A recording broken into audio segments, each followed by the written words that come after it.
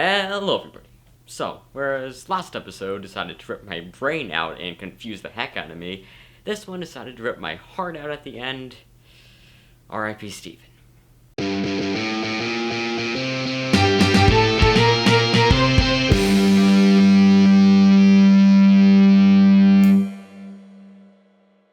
So I really enjoyed this episode. I think this one has now become my favorite of this entire season.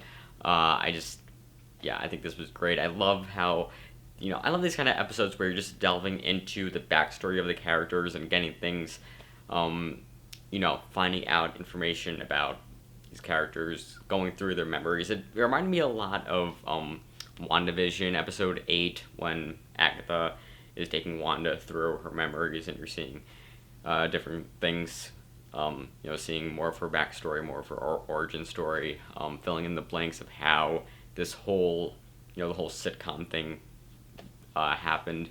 I think it very much reminded me of that in this episode. So, yeah, I think just going through Mark's memories and seeing how, Steven came to be, how, whole backstory with him kind of getting his brother killed, when they go into the cave and his mother going crazy on him and, blaming him for the death of his brother and ending up emotionally, mentally, physically abusing him.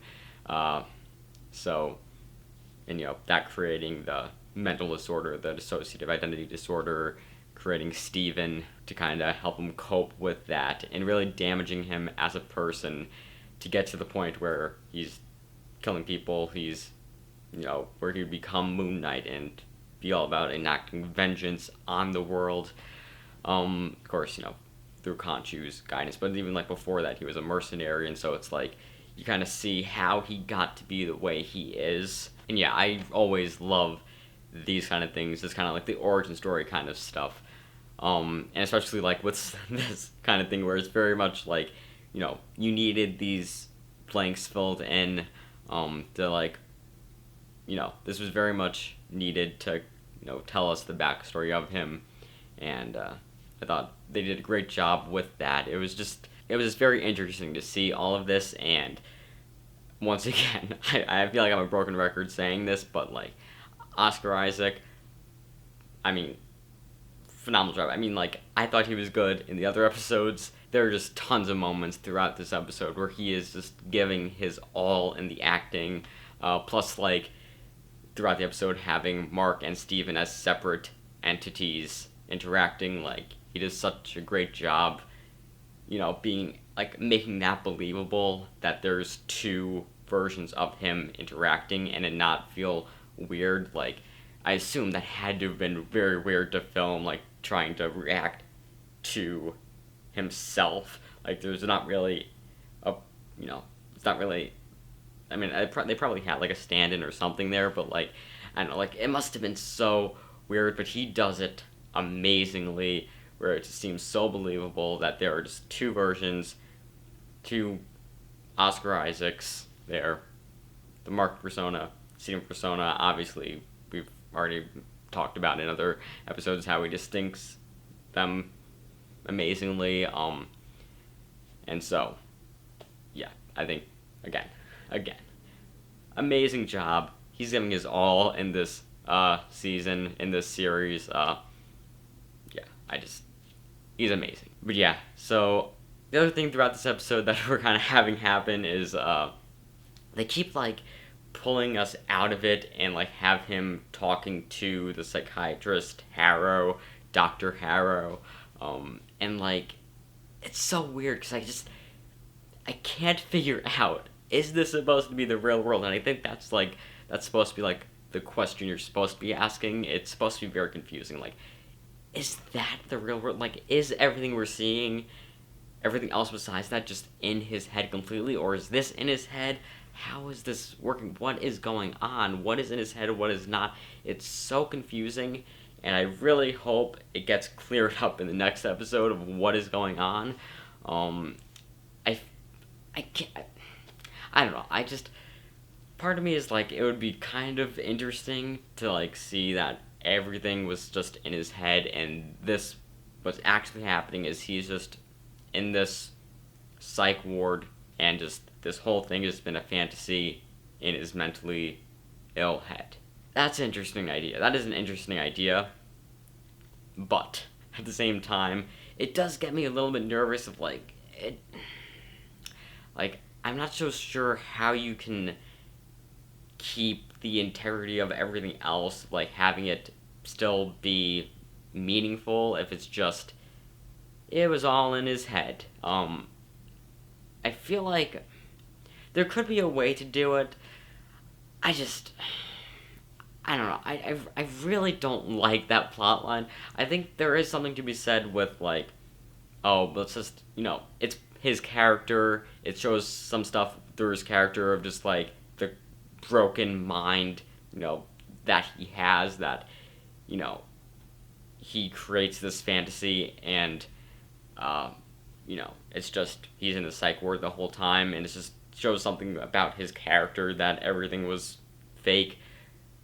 But also, it's just like so. Just none of this has consequences on anything, on the larger MCU. None of this matters. Is there actually a Moon Knight? It's it's just kind of confusing, and I don't know. I'm hoping there's gonna be some way they clear it up that will feel right. But as it is, I'm I don't know what they're gonna do, and I'm nervous that it may not land as well as it could. I just again I don't like this plot line of it was all in his head. But hopefully they figure out, if they do end up doing that, a way to hopefully they figured out a way to make it still feel like everything had some substance to it, and it's not just inconsequential everything that happened. Also, we didn't get Jake this episode still.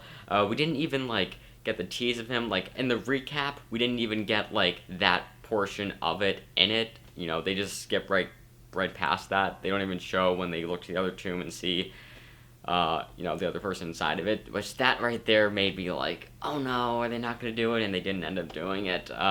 So I guess next episode, hopefully next episode, we'll finally get Jake. Probably at the end or something. Probably it'll be he'll defeat Harrow, and then something will happen, and then he'll go into Jake, and I don't know. We'll see. Hopefully though, that'll happen. I assume, I don't think they would save that for too long. It's gonna happen next episode. I hope that it's still I hope that they do it well, and it's not just a quick thing. And I don't know, I want some time with Jake, with the Jake personality. And I think maybe what they'll do is they may actually introduce Jake earlier, so you because Steven's gone. Steven died. He got turned into sand. I'm assuming they're gonna bring him back somehow. We'll talk about that in a second, but Steven's gone, so now I think we're gonna bring Jake in, so you have the split personality thing. So I think that's actually a perfect way to do it, because if you still have Steven there, it makes it kind of too cluttered where if you have 3 personalities having to interact. I think it makes it more clean if you just have just Mark, you bring in Jake, you see them interacting, you get the Mark and Steven stuff solid before you bring in the Steven, or the Mark and Jake stuff solid before you bring in Steven into it, and then you could have Steven and Jake stuff. But so I think that's gonna be a good way to handle it, to have Jake come in probably early in the episode, so you get the Mark and Jake dynamic, and then eventually later in the episode, once they defeat Harrow and everything, Steven will somehow return, and we'll get the 3 of them interacting prior for a scene, to have a fun moment there. So I'm hoping that's the way it's going to play out, and I think that's going to be a good way to handle it. But anyway, then I'll talk about Steven. He died. He got, I will say, I love that moment right before he dies, where like we finally see him, you know, fighting people, finally like getting in on the action himself and like doing a good job with it. I guess we kind of saw him getting into the action when he was fighting the jackal a little bit, but that wasn't really that much. He kind of just punched it and then he got thrown back. So that really, didn't. That wasn't really that big of a triumphant fighting moment for there. But here, we finally see him beating up the guy, saving Mark. I think that moment where he's like, "Mark, you've got this.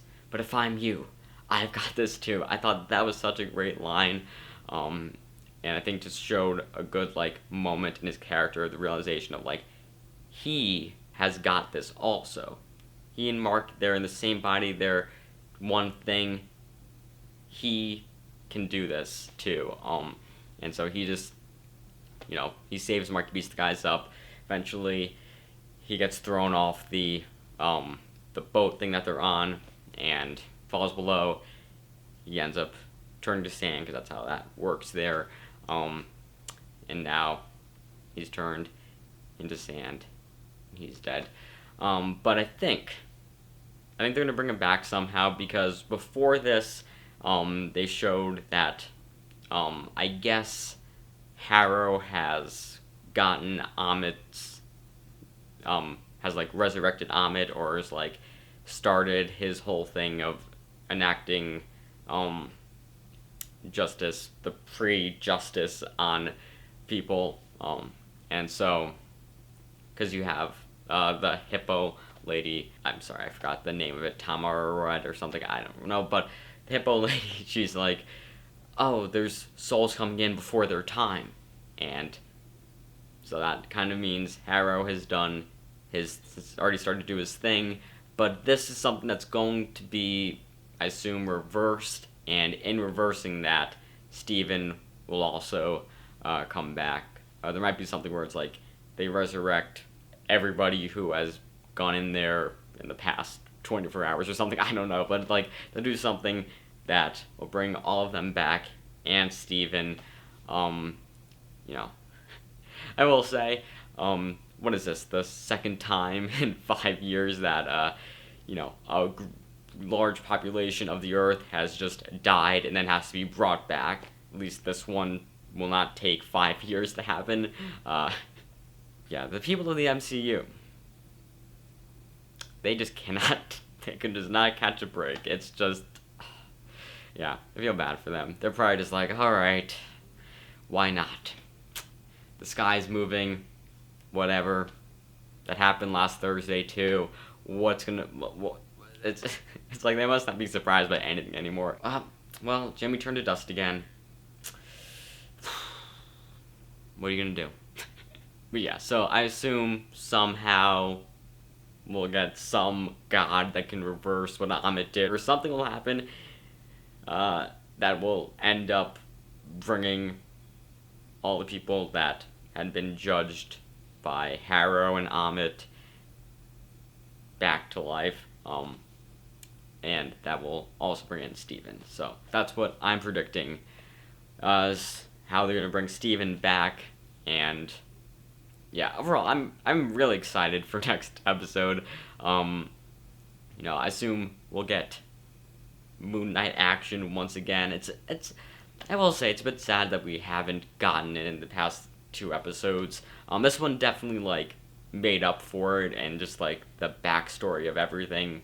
Why he is what he is with the whole his mother abusing him, the whole thing with we get to see how he met Khonshu. That scene was great. Just seeing the backstory of it all. I think that definitely made up for not having Moon Knight action in it. So I think this one was fine without it. Next episode, we'll somehow free Khonshu. We'll somehow introduce Jake into the mix, and we'll get a big epic Moon Knight versus Harrow or Amit or whatever Moon Knight battle. It's gonna be awesome. And I think since it's the final act of the whole thing, it's gotta end up being the best stuff that we are getting so far. So very excited to see all of that, and very excited to see how it's going to end. You know, how are we going to leave this off to kind of put Moon Knight, put Mark, Steven, and Jake, and everybody in a place to move forward in the MCU? How are they going to, you know, be integrated into the rest of it? Will there be like a post-credit scene where like some Marvel character shows up, you know, like recruits him or just like makes connection with him that will come back later on for him to return for something later? Very, very excited to see how that's all gonna play out. What the whole deal is with the psych ward. Dr. Harrow, is that real? Is that in his head? How is this all working out? What is going on with that? I hope that all gets cleared up in a way that is satisfying. You know, obviously you could just be like, everything was in his head, but you have to do it in a satisfying way because it can easily, very easily, it is actually quite difficult to make it not, it's quite difficult to make it satisfying, to make it not seem like it just, everything was inconsequential.